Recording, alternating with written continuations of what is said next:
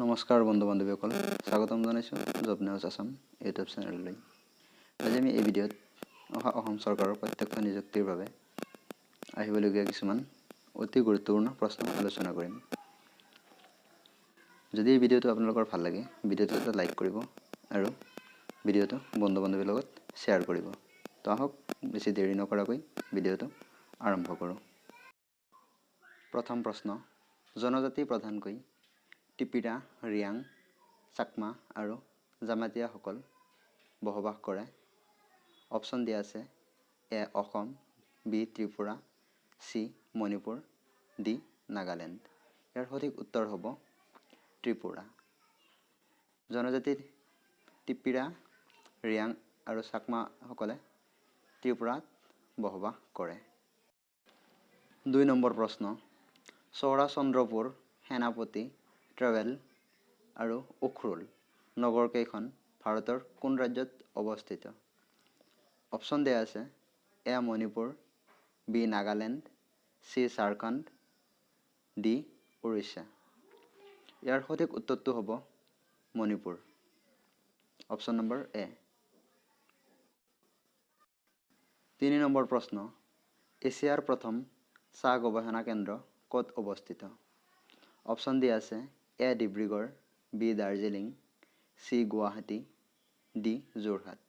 ইয়াৰ সঠিক উত্তৰটো হ'ব অপশ্যন নম্বৰ ডি।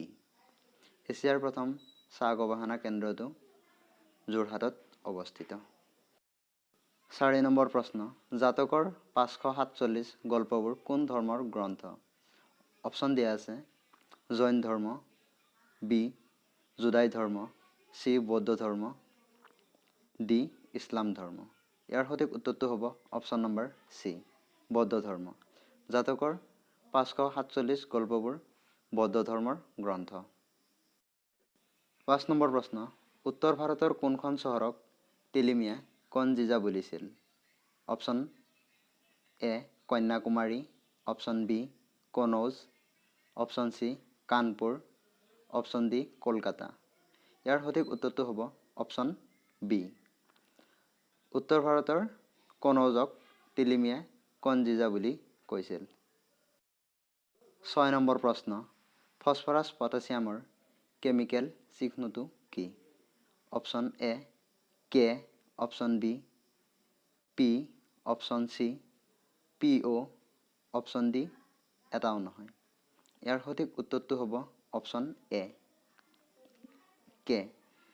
ফছফৰাছ পটাছিয়ামৰ কেমিকেল চিহ্নটো হ'ল কে।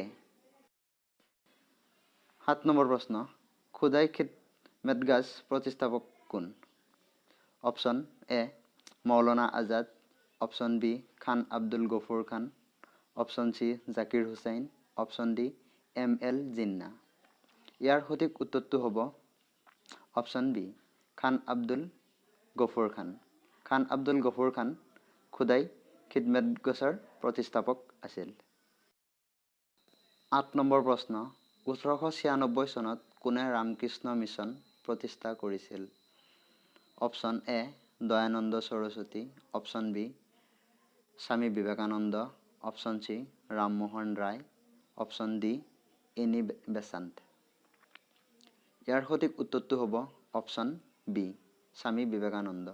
স্বামী বিবেকানন্দ ১৮৯৬ চনত ৰামকৃষ্ণ মিছন প্ৰতিষ্ঠা কৰিছিল। ৯ নম্বৰ প্ৰশ্ন, গিৰ ৰাষ্ট্ৰীয় উদ্যান ক'ত অৱস্থিত?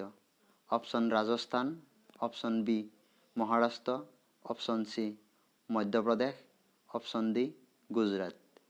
ইয়াৰ সঠিক উত্তৰটো হ'ব অপশ্যন ডি গুজৰাট। গিৰ ৰাষ্ট্ৰীয় উদ্যান গুজৰাটত অৱস্থিত। ১০ নম্বৰ প্ৰশ্ন, কোনে সৰ্বপ্ৰথম কাগজৰ নোট ব্যৱহাৰ কৰিছিল?